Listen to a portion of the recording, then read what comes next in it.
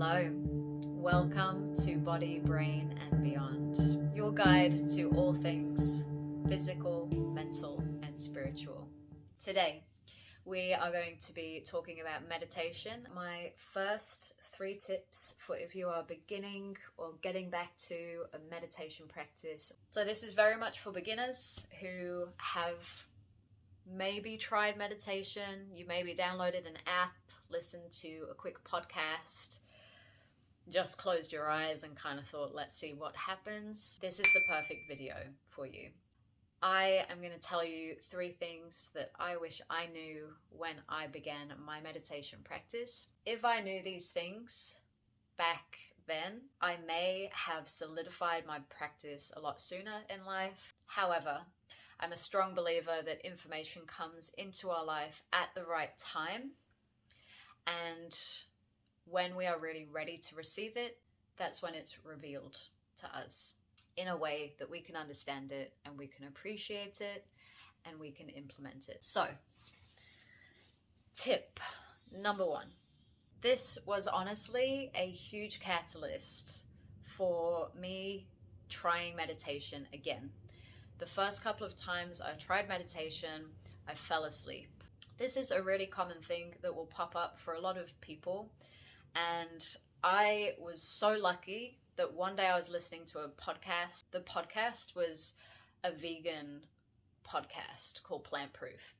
At the time, I had kind of cut meat mostly out of my diet. I'd found this podcast, I really liked it, and so I was listening to it. And the podcaster would interview lots of different people, like happens on podcasts. He was interviewing a guru. I don't even remember the name of this guru. I could probably go back and find which episode it was if I really wanted to, but it's not really that important to the story. The important part of the story is he asked the guru, a lot of people fall asleep when they meditate. Does that mean that they are doing it wrong? The guru said no. If you fall asleep when you are meditating, that is exhaustion leaving your body. And that's because it's what you need the most. So that actually made me stop and think, maybe I should try again, because I keep falling asleep and I thought that was wrong, but apparently it's not. Probably for the first 3 or 4 times after that, I still fell asleep. One benefit of that was that I had some really amazing, deep, restful sleeps, and I woke up feeling restful, refreshed, like I'd really gotten into deep sleep, which at that time in my life was not happening a lot, and that was really affecting my entire life. I am someone who has had a long history of feeling very tired, having a poor sleep schedule. Sleep was something that I loved and enjoyed, as most people do. I have really crazy dreams, so I love sleeping. But for a really long time, I didn't have a very good relationship with sleep. The fact that these meditations created a deep sleep for me and that I woke up feeling rested was a benefit in itself. So you can't knock that. Then, I did not fall asleep the next time that I tried to meditate. And here is what happened for me. I dropped down into this state. And I say dropped down because you literally feel it happen in your brain. Like, you know when you're on a roller coaster and you drop?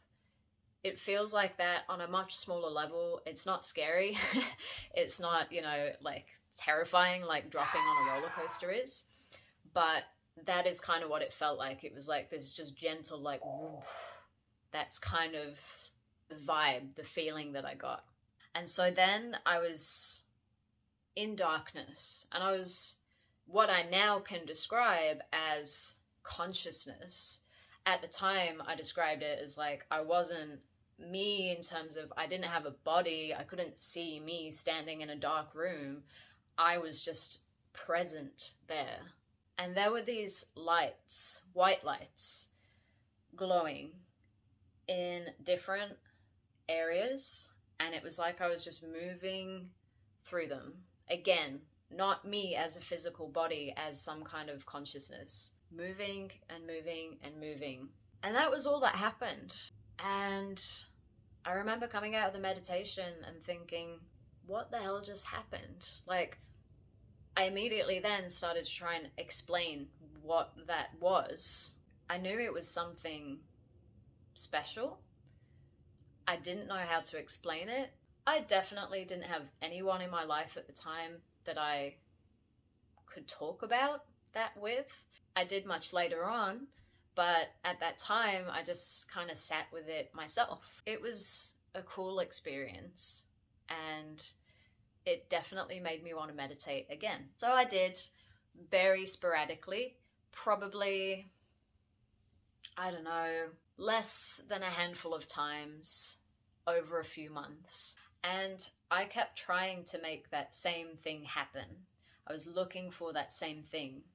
And when I would have these meditations, it wasn't as good as the first time, or I kept thinking that it wasn't as good as the first time. This brings me on to the second point. Do not try and recreate outcomes with your meditations. This is something that I've really honed into recently with my meditation practice. You might have some really cool, profound experiences, and it is challenging at times not to look for that every time you go into your meditation, because you think, I want to do that again because that was really fun and exciting or mystical, and I want to experience it again. Don't do it. Don't do it, because you are blocking yourself from having the experience that you are supposed to have in that meditation.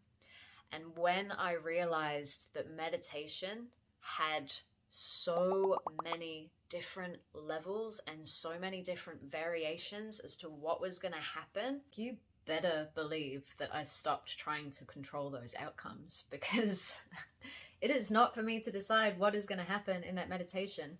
Yes, we can go into meditations with specific intentions, like when we're manifesting or when we're trying to open ourselves up to having particular experiences. We're going to touch on that stuff in some other videos, but getting out of the way and letting the meditation gift you with what you are supposed to receive that day is the way to go, trust me.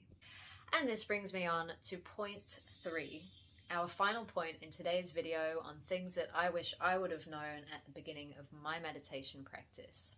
You may have some experiences that are strange, beautiful, powerful, that make you see the world in a very different way. Please, for your sake and for everyone else's sake, do not disregard those experiences.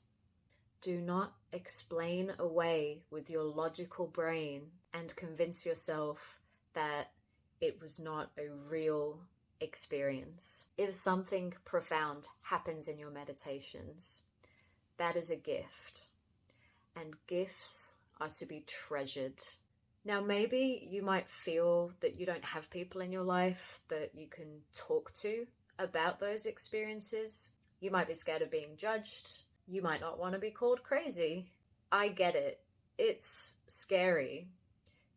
The experiences that I've been having recently have hit a whole new level, and actually opening up to my family and my partner about these experiences was kind of terrifying.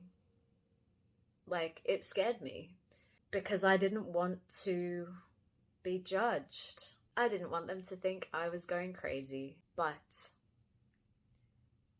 there was a deep, deep knowing inside me that it was the right thing to do.